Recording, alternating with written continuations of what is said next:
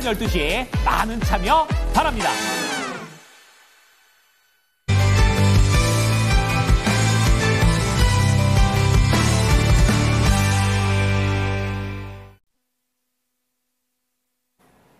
네, 시장의 중심 유창호입니다.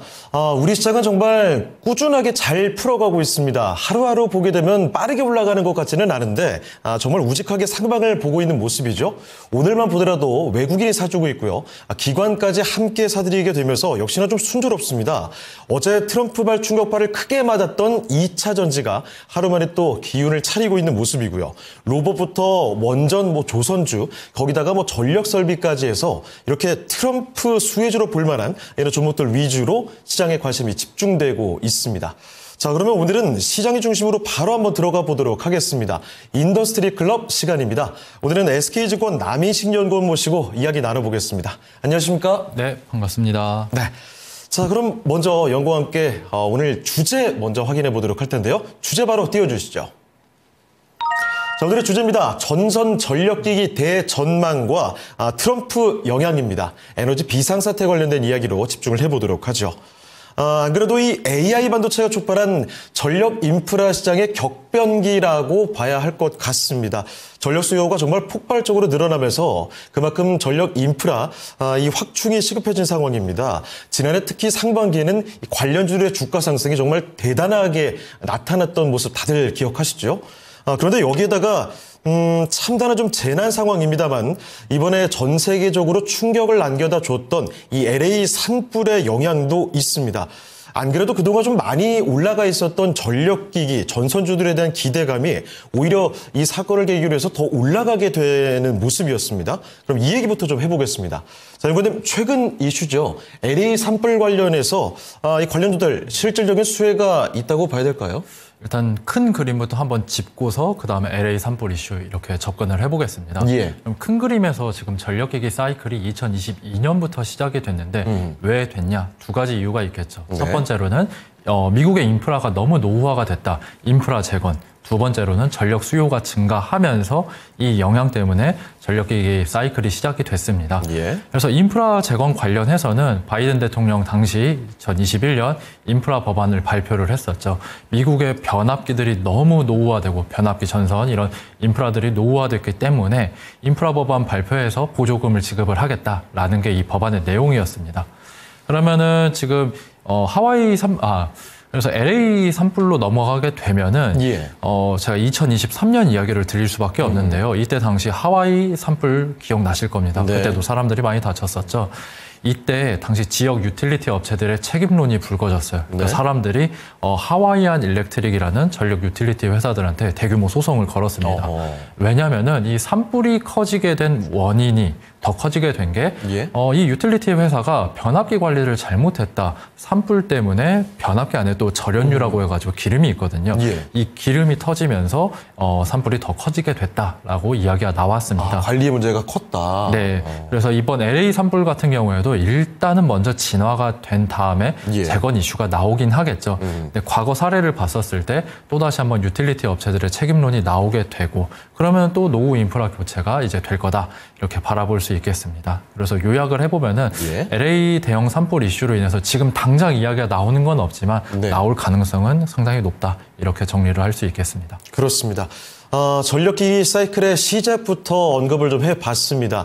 미국의 전력기기 관련된 인프라가 워낙에 노후화가 되어 있었고요. 게다가 이 수요가 증가하게 되면서 이런 사이클이 시작이 됐는데 이 와중에 이번 LA 산불 이야기뿐만이 아닙니다. 지난 사례가 이미 좀 있었죠. 하와이 산불 관련해서 지역 유틸리티 책임론도 그때 많이 좀 이야기가 나왔었고요. 그래서 이런 LA 산불로 인해서 인프라 투자 이슈는 더욱더 크게 나타나지 않을까 이런 이야기도 나눠봤습니다.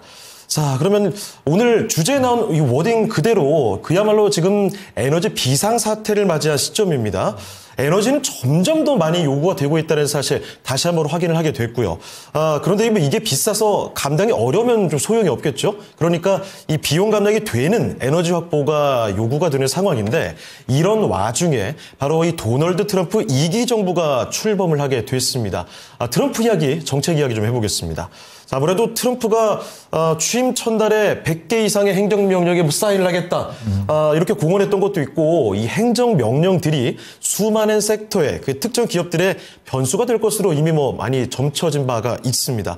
영훈님 그러면 전선 전력기기 관련된 트럼프의 행정명령 관련해서도 자세히 좀 정리를 해 주실까요? 일단은 에너지 관련해가지고 여러 행정명령들을 이제 발효를 할 겁니다. 가장 뭐 어저께 기사만 보더라도 파리 기후협약 탈퇴하겠다 이야기를 했었죠.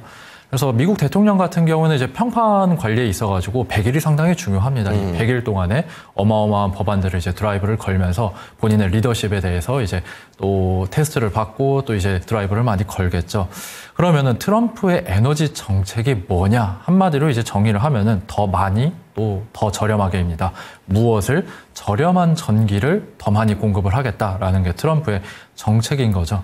그래서 이 방향성 같은 경우는 사실은 민주당 같은 경우에도 초당적으로 공감하는 바였습니다. 네. 그러니까 전기 요금을 싸게 해야지 중국에 있는 공장을 미국으로 가지고 와서 공급망을 재편을 한다. 그리고 AI 산업의 진흥을 위해서는 또 저렴한 전기가 많이 필요하겠죠. 그렇죠. 그래서 트럼프의 에너지 정책이 이렇게 나오게 됐습니다.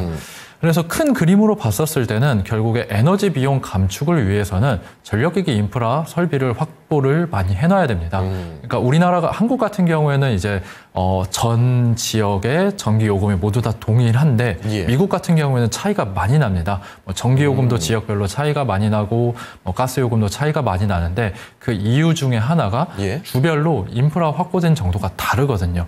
인프라가 더 많이 확보가 되면은 싼 전기를 가지고 올 수 있으니까 예. 전기 요금, 가스 요금을 내릴 수가 있습니다. 그 요금이 지역별로 그렇게 차이가 유의미하게 있을 정도로 나나요? 유의미하게 있습니다. 그래서 뭐 예를 들어가지고 예. 미국 같은 경우에는 태양광 풍력이 상당히 저렴한데 네. 풍력이 많이 되는 데가 미국의 중부, 태양광이 많이 있는 데가 남부인데 전기요금이 저렴합니다. 네. 이 저렴한 전기요금이 사실 동부와 서부까지는 가지를 못하고 있거든요. 그래서 트럼프가 주장하는 저렴한 전기요금을 이제 실현하기 위해서는 전력기기 인프라 설비 많이 투자를 해야 된다. 이렇게 연결을 할 수가 있겠죠. 네. 자, 이 전력기기 인프라가 많이 필요할 수밖에 없는 상황입니다. 트럼프의 에너지 정책 자체가 더 많은 전기를 더 싸게 공급한다 바로 이런 거니까요.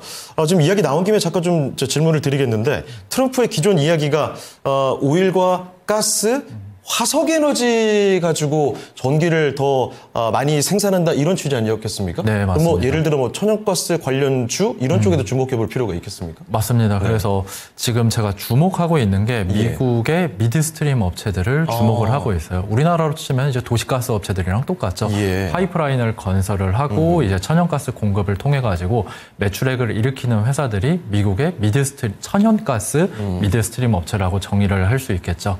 근데 이네들 보면은 2023년부터 캐펙스가 증가를 하기 시작했습니다. 예. 파이프라인을 깔기 시작을 했거든요.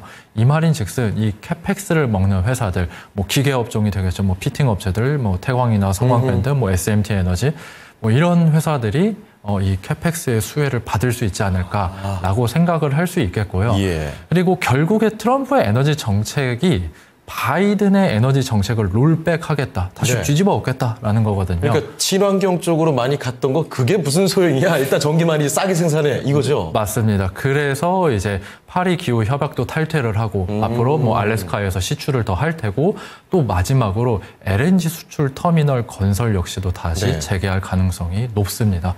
그렇게 되면은 뭐 관련된 기업들 제가 말씀드린 예. 뭐 기계 업종들에서도 많이 좋을 수가 있겠죠. 알겠습니다. 관련해서 또 연결되는 이야기들이 상당히 좀 많이 나왔습니다. 자, 이렇게 트럼프 관련된 이야기에 집중을 좀 해봤고요. 이번에는 그 시선을 좀 국내로 그리고 구체적으로 기업들로 초점을 맞춰보도록 하겠습니다. 무엇보다도 지금 시기가 시기인 만큼 실적에 포커스를 둬야 할 텐데요. 사실 지난해 3분기가 관련주들 2분기에 비해서는 조금 아쉬웠던 측면이 있던 것 같습니다. 이번 4분기 실적은 어떨지 주요 업체별로 실적 포인트 좀 잡아주실까요? 네, 제가 커버하는 기업이 이제 4개가 있는데 네. 가장 큰 기업인 ACD 현대일렉트릭부터 말씀드리겠습니다. 예. 얼마 전에 4분기 실적을 발표를 했는데 어닝 쇼크를 기록을 했어요. 그래서 조금 더 자세히 말씀드리면은 이게 사실은 이제 업황의 문제라기보다는 회계적인 이슈 때문에 발생을 했다라고 볼 수가 있겠습니다. 그래서 지금 보시는 자료 화면 제 리포트 이제 가지고 왔는데요. 예. 이제 한국의 본사와 미국의 판매 법인이 있는데 본사에서는 물건을 보내놨는데 미국의 판매 법인에서는 고객이 들고 가지를 않았습니다. 네. 아직 판매가 되지가 않은 거죠. 그래가지고 이런 것들이 이제 모회사와 자회사가 매출인식 시점에 차이가 발생하면서 연결 조정 금액이 발생을 했는데 조금 어려운 말이죠. 예. 그래서 뭐 요약을 드리면은 이제 고객사가 이제 물건을 들고 가지 않아가지고 좀 매출액이 이연이 됐다. 이렇게 한 문장으로 정의를 할 수가 있겠습니다. 예. 그러면은 이제 4분기 때 들고 가지 않았으면은 25년 상반기 안에는 들고 가겠다라고 이제 생각을 해볼 수가 있겠죠. 넘겨놨으니. 네, 그리고 업체 이제 IR 컨콜에서도 이야기하듯이 상반기 안에는 들고 갈 가능성이 높다라고 해가지고 사실은 조삼모사입니다. 4분기 네. 때 들고 가냐 아니면 내년에 들고 가냐 이런 것들이어가지고 사실은 회계적 이슈 때문에 어닝 쇼크를 기록을 하고 그 당일에 주가가 한 7% 정도 하락을 했어요. 맞아요. 근데 이제 이 펀더멘털 외적으로 사실 저는 수급도 상당히 중요하다라고 생각을 하는데요. HD 현대일렉트릭의 투자 경고, 투경에 들어가 있습니다. 네. 그렇게 되면 펀드들이 매입을 하는 게 사실은 상당히 어려워요. 부담스럽고 뭐 절차들이 상당히 까다롭거든요.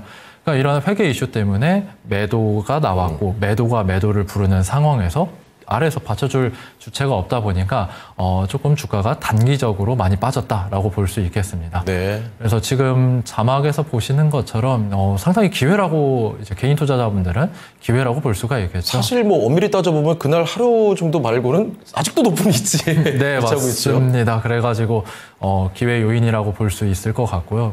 사실 뭐 추세 이탈이라고 볼 수도 없어가지고 이럴 때 이용을 하는 게 좀 현명한 개인 투자자이지 않을까라고 볼 수 있을 것 같습니다. 예. 그래서 현대일렉트릭은 상당히 기회다라고 이제 정리를 드릴 수가 있고요. 그 다음은 LS 일렉트릭입니다. 예. 이제 LS 일렉트릭의 주가를 보게 되면은 예전부터 상당히 저평가 받아왔다라고 생각을 하고 있었어요. 그러니까 LS 일렉트릭은 미국의 배전 전력기기 업체들이랑 동일하게 이제 비교를 할 수 있거든요. 근데 LS 일렉트릭의 PER이 한 15배 정도에서 거래가 됐었고 미국 업체들은 20배에서 25배 정도 거래를 받았습니다. 그럼 왜 LS 일렉트릭이 저평가를 받았냐? 네. 이유가 있기는 합니다. 첫 번째로는 북미 로컬 업체들 고객사들을 못 잡았다. 아하. 두 번째는 데이터 센터향 매출액 비중이 이제 미국 업체들에 비해서는 좀 낮은 거 아니냐라고 해가지고 이유 있는 저평가를 받았었죠. 근데 이 저평가 요인들이 해소될 가능성이 상당히 높다라고 볼 수 있겠습니다. 그래서 지난주에 기사가 나왔는데 LS 일렉트릭이 이제 xAI의 데이터 센터향으로 전력기기 납품 계획을 이제 발표를 했습니다. 아, 그래서 저평가 요인으로 지목됐던 게 이제 해소가 된다. 해소가 될 가능성이 지금 상당히 높죠. 그래서 지금 뭐 계획이라고 해가지고 아직은 확정된 건 아닌데 지금 예. 제품 퀄리피케이션 테스트, 그러니까 품질 테스트 중에 있고 이게 끝나게 되면은 25년 기사에 따르면은 25년 하반기부터는 한 2천에서 3천억 정도 이제 납품하지 않을까라고 바라볼 수 있겠습니다. 예. 그럼 자연스럽게 사실 LS 일렉트릭은 북미 배전 전력기기 업체만큼 따라잡을 가능성이 높다라고 볼 수가 있을 것 같고요. 그리고 이번 데이터 센터뿐만이 아니라 LS 일렉트릭 같은 경우는 미국의 자체적인 판로를 지금 개척하고 있습니다. 그래서 상반기 안에 미국 배전 전력기기 유통하는 업체들이 또 따로 있거든요. 예. 이네들이랑 지금 계약 체결 거의 다 마무리가 된 상황이어가지고 제가 말씀드린 그 두 가지 저평가 요인 조금 빠르게 벗어날 수 있지 않을까라고 해서 LS 일렉트릭 좋게 보고 있습니다. 예. 이렇게 두 업체 정리를 해볼 수 있을 것 같아요. 네, 좋습니다. 자, HD 현대일렉트릭, LS 일렉트릭까지 정리를 해봤습니다. HD 현대일렉트릭의 경우에는 뭐 주가가 딱히 조정도 없이 계속 올라왔다가 최근에 잠깐 흔들리는 모습 보시고 놀라셨던 분들도 계실 것 같은데 회계적 이슈 때문에 어닝쇼크가 났다. 오히려 기회라는 판단을 또 해주셨고요. LS 일렉트릭은 저평가 요인이 있었지만 이 해소 가능성이 상당히 또 올라왔습니다. 최근 들어서 LS 그룹주들 전체적으로 올라온 것도 이런 영향이 있는 것 같고요. 자, 이렇게 두 업체를 실적 포인트를 비교해봤습니다. 자, 그런데 지금 이렇게 보는 예상들이 마냥 순조롭게 그대로 진행된다는 보장이 또 없습니다. 산업에 영향을 미치는 반전을 가져오거나 또는 오히려 새로운 기회를 추가해 줄 만한 이 변수들도 우리가 체크를 해봐야겠죠. 자, 그러면 연구원님 반드시 체크를 해봐야 되는 주요 변수들 이야기도 정리해 주실까요? 이제 기회 요인과 위험 요인이 이렇게 있는데 뭐 나쁜 것부터 이제 말씀을 드려볼게요. 좋습니다. 위험 요인인데 지금 가장 신경 많이 쓰이는 게 트럼프의 보편 관세 이슈입니다. 실제로 과거에 변압기 업체들이 미국향 반덤핑 관세를 맞아가지고 어려운 시절을 많이 보냈었습니다. 그래서 충당금도 많이 잡고 구조조정도 많이 됐었는데요. 그래서 트럼프 행정부가 이제 2.0기, 2.0 이렇게 시작이 됐는데 아마도 또 보편 관세 이슈를 카드로 들고 올 가능성이 높습니다. 근데 여기에 대해서 제 생각을 말씀드리면은 과거와는 좀 다르다라는 거를 말씀드리고 싶어요. 어떤 게 다르죠? 그러니까 과거에는 이제 전력기기 수요 자체가 적었다 보니까 쇼티지가 없었어요. 근데 지금은 사실 변압기 못 구해서 안 달라는 상황이거든요. 맞습니다. 이런 상황에서 트럼프 행정부에서 한국 업체들한테 덤핑 관세를 크게 물릴 거냐라고 하면은 그 가능성은 좀 낮다라고 볼 수가 있을 것 같고요. 그리고 우리 뭐 ACD 현대일렉트릭이나 효성중공업 같은 경우에도 과거에 학습을 해놔가지고 대응책을 이미 조금 세워놨습니다. 결국에는 이제 미국의 공장을 지어라라는 거겠죠. 그래서 현대일렉트릭도 2011년부터 미국 엘라바마 공장 지어놨고 지금 가동 중에 있고 캐펙스 증설 실적 발표 때 또 발표를 해놨습니다. 그리고 효성중공업 같은 경우에도 2019년에 미쓰비시 이제 변압기 공장을 인수한 바가 있어요. 그래서 트럼프가 만약에 한국산 변압기에 대해서 관세를 때리게 되면은 또 카드를 내밀 수가 있죠. 미국의 공장에서 더 생산을 많이 해서 판매를 할 수 있는 또 방법이 있습니다.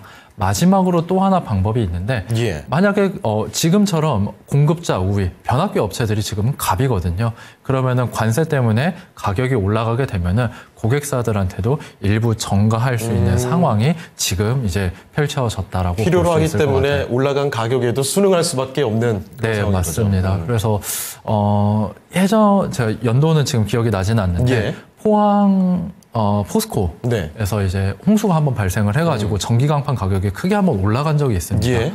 이 전기강판이라는 게 변압기의 주요 원재료 중에 하나거든요. 근데 요거를 어떻게 보면 빌미로 삼아가지고 고객사들한테 가격을 전가한 적이 있어요. 관세 역시도 비슷하게 흘러갈 수도 있겠죠. 관세 때문에 가격이 올라갔는데 그래서 뭐 변압기 가격을 더 올려야겠습니다. 라고 업체들도 이제 카드를 내밀 수도 있습니다. 그래가지고 위험 요인이 이제 보편관세 말씀을 드렸는데 이거는 어느 정도 준비가 됐다라고 말씀을 드릴 수가 있고요. 기회 요인 같은 경우에는 결국은 미국의 전력 수요 증가하는 게 기회 요인이라고 말씀드릴 수 있겠습니다. 지금 미국이 20년 만에 전력 수요 변곡점에 있다라고 보시면 됩니다. 2000년부터 2020년까지 미국의 GDP가 성장하는데 전력 수요 성장률은 연평균 0.5%밖에 안 됐어요. 20년 동안 거의 제자리였다는 말씀이시네요. 사실상 제자리라고 보는 게 맞겠죠. 근데 이 작년부터 이 미국의 청들이 있는데 전력 수요 전망치들을 계속해서 올리고 있는 상황입니다. 대표적으로 텍사스가 있겠는데 지금 텍사스 우리 한국에서도 공장을 많이 짓고 있고 데이터 센터도 많이 건설이 되고 있습니다. 여기 텍사스의 전력망을 관리하는 기관이 에르카시라고 있는데 여기서 전력 수요 전망치가 앞으로 10년 동안 6%가 될 거다라고 이야기를 하고 있거든요. 과거는 0.5%인데 지금 6% 성장을 이야기를 하고 있어요. 이거 엄청난 차이 아닙니까? 그렇죠. 이 기울기가 장난이 아니다 보니까 사실은 뭐 여러 가지 위험 요인들이 있음에도 불구하고 이 백그라운드, 미국의 전력 수요가 증가하고 이 영향으로 미국의 유틸리티 업체들의 캐펙스가 올라가는 한 사실 전력기기 사이클은 계속될 가능성이 높다. 이렇게 내다볼 수 있을 것 같습니다. 자, 그러면 이 전력기기의 사이클도 말씀해 주셨는데 사실 궁금해하시는 분들도 많을 것 같습니다. 전력기기의 20년 만에 그 수요의 변곡점이 좀 찾아왔고 이 커다란 사이클이 정확히 어느 정도 위치에 있는지 좀 봐야 될 것 같습니다. 사실 체감상 수년째 관련 기업들의 주가는 많이 올라와 있어서 이거 사이클 사실 뭐 끝물 아니겠어? 이런 생각도 들거든요. 어느 정도 위치입니까 지금? 그래서 여담으로 이제 차트 이렇게 보면은 쭉 이렇게 솟아 있으니까 너무 정말 부담되는 차트예요. 그래가지고 다들 말씀하시는 게 이거 차트 보면은 못 사겠다 무서워서 이렇게 하는데 결론부터 말씀드리면 사실 사이클로 봤었을 때 여전히 확장기다라고 저는 이렇게 말씀드리고 싶은데요. 그래서 직관적으로 이제 제가 이제 계절의 비유를 해가지고 봄, 여름, 가을, 겨울 이렇게 되어 있는데 예? 일단 사이클 초여름은 아닌데 중간 아주 뜨거운 여름 요 정도에 있다라고 볼 수 있을 것 같아요. 아직 후반부로 간 게 아니네요. 네. 그래서 지금 2022년부터 시작이 돼가지고 2, 3, 4, 5, 4년 차에 접어들었는데 그래서 이제 시간적으로도 지금이면 뭐 피크아웃 나와야 되는 거 아니냐 이렇게 말씀을 주세요. 근데 과거 사이클 때를 보면은 6년 동안 확장이 됐었어요. 예. 물론 지금이랑 과거랑 약간 다를 수 있기는 한데 제가 말씀드리고 싶은 거는 이 전력기기 사이클이라는 게 한 번 불붙기가 어렵지 한 번 이제 사이클이 이렇게 여름 확장기로 접어들게 되면은 상당 기간 오래 지속되는 경향이 있다라는 거를 말씀드리고 싶어요. 왜냐하면은 이 변압기를 제조하는데 상당한 노하우들이 필요합니다. 네. 인력도 확보를 해야 되고 이제 공장도 확보를 해야 되는데 그린필드 그러니까 맨 땅에서 공장을 건설을 하고 생산까지 한 4년 정도 걸리거든요. 그래서 이 전력기기 사이클이 길다라는 거를 이제 말씀을 드리고 싶습니다. 그리고 제가 이제 가을 부분에서 보면 이제 선행 지표들이 둔화되기 시작한다 또는 꺾이기 시작한다 이렇게 볼 수가 있는데 지금 업계의 선행 지표들 대표적으로 유틸리티 업체들의 캐펙스 동향이 있는데 계속해서 올라가고 있습니다. 왜냐? 전기가 부족하니까요. 수요가 계속 넘치고. 네, 그리고 트럼프도 뭐 에너지 비상이라고 이야기하는 상황에서 사실 전력기기가 피크아웃이다라고 하는 거는 좀 시기상조다라고 말씀드리고 싶습니다. 그렇습니다. 미국의 전력 수요와 유틸리티 캐펙스 동향을 살펴봤을 때 피크아웃 이거 논하기는 아직은 이른 시기라는 점을 다시 한번 또 강조해 주셨습니다.